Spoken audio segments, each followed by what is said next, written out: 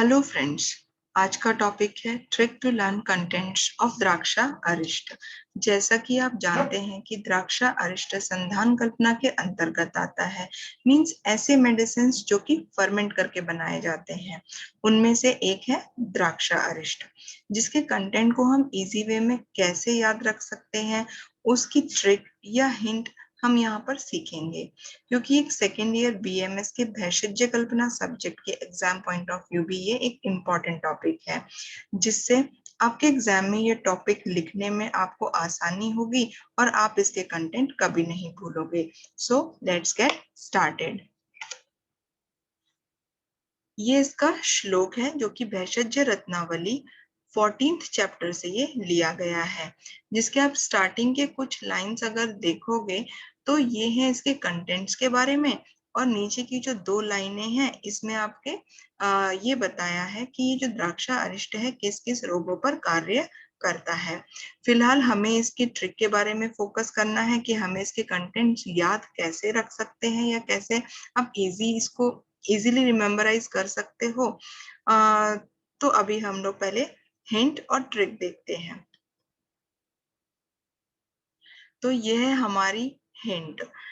जैसे कि आपको पता ही है कि मैं अपने हर वीडियो में आपको किसी भी चीज की या कल्प की ट्रिक जब बताती हूँ तो उसकी एक कहानी होती है, क्योंकि जब कहानी हम जैसे सुनते हैं तो हमें वो बहुत आसानी से याद हो जाती है।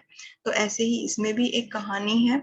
तो कहानी क्या है द्राक्षा अरिष्ट के लिए, कि एला नाम की एक लड़की थी जिसके गुड लुकिंग दादाजी थे।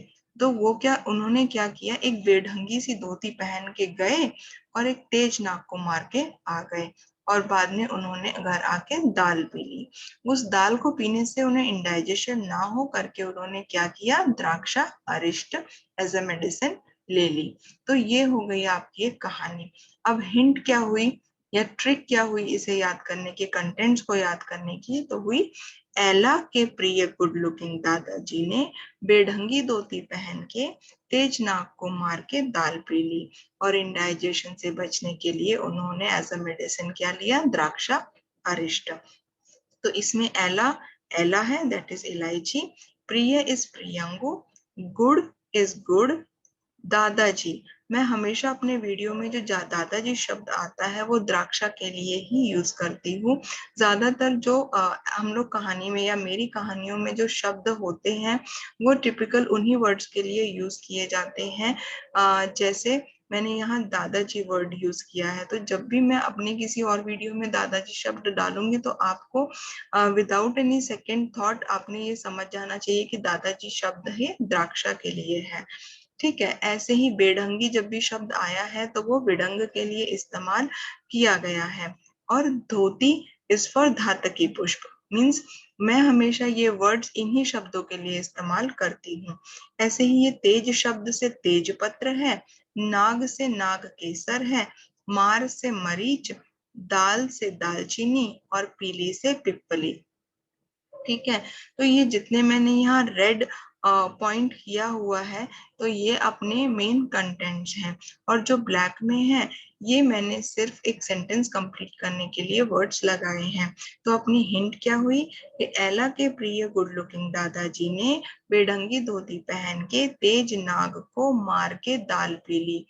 एला, प्रियंगु, गुड़, द्राक्षा, विडंग, धातकी पुष्प, तेजपत्र, नागकेसर, मरीच, दालचीनी और पिप्पली।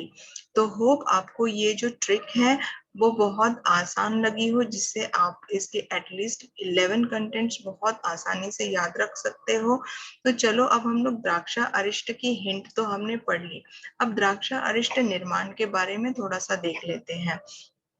इसमें द्राक्षा अरिष्ट निर्माण के लिए सबसे पहले हमें जल और द्राक्षा की मदद से काढ़ा निर्माण करते हैं। मींस जितना भी आपको वो द्राक्षा अरिष्ट निर्माण करना है उसके अकॉर्डिंगली आपने काढ़ा बनाना होता है।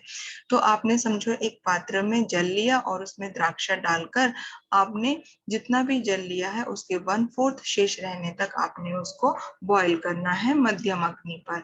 जब 1/4 शेष रह जाए समझो आपका क्वाथ निर्माण हो गया है।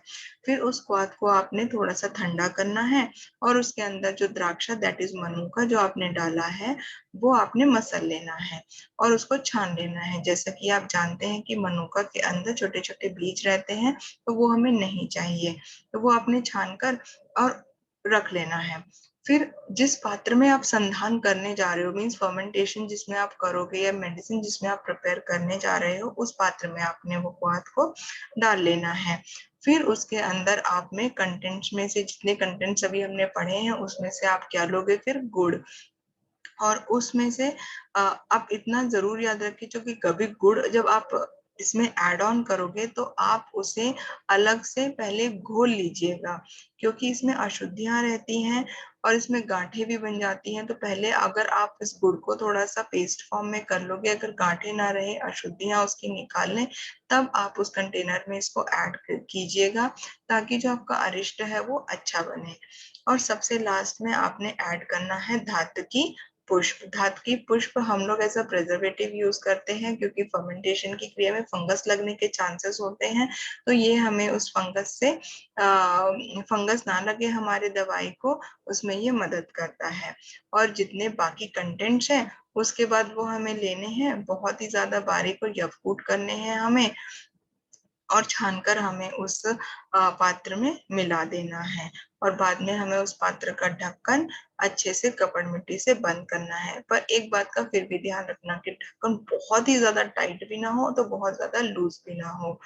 ठीक है। उसके बाद उस पात्र को आपने ऐसे स्थान पर रखना है जहां पर ज्यादा हवा का आना जाना ना हो, मीन्स खिड़कियां दरवाजे वगैरह ना खुले हों, ऐसी जगह पर हमें उसे रखना है एटलीस्ट फॉर 1 मंथ। अगर बहुत ज्यादा गर्मी है तो आपके 20 से 25 दिन में भी आपकी फर्मेंटेशन का कार्य शुरू हो जाता है या खत्म भी हो जाता है, डिपेंड्स अपॉन टेम्परेचर कितना है। ज्यादातर 30 से 32 डिग्री सेल्सियस इसको लगता है आपका संधान होने के लिए।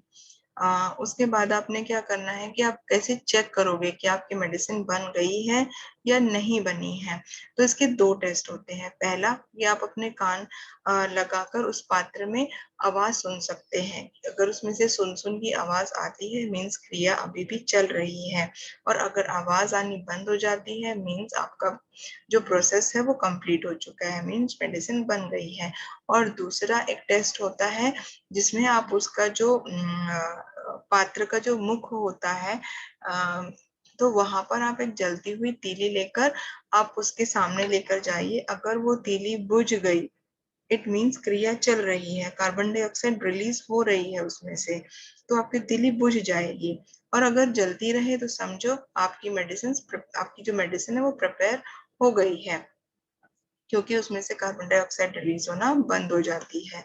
तो इससे आपसे ये 2 टेस्टों से ये समझ में आता है कि आपकी जो मेडिसिन है वो प्रिपेयर हो चुकी है। बाद में आप उसको छानकर एक कांच की शीशी या प्लास्टिक की शीशी में भी आप उसको भर के रख सकते हैं विद लेबलिंग। अब बात आती है उसकी मात्रा की। तो इसको आप दिन में से 2 बार 20 से 30 ml की मात्रा में with equal quantity of water ले सकते हैं।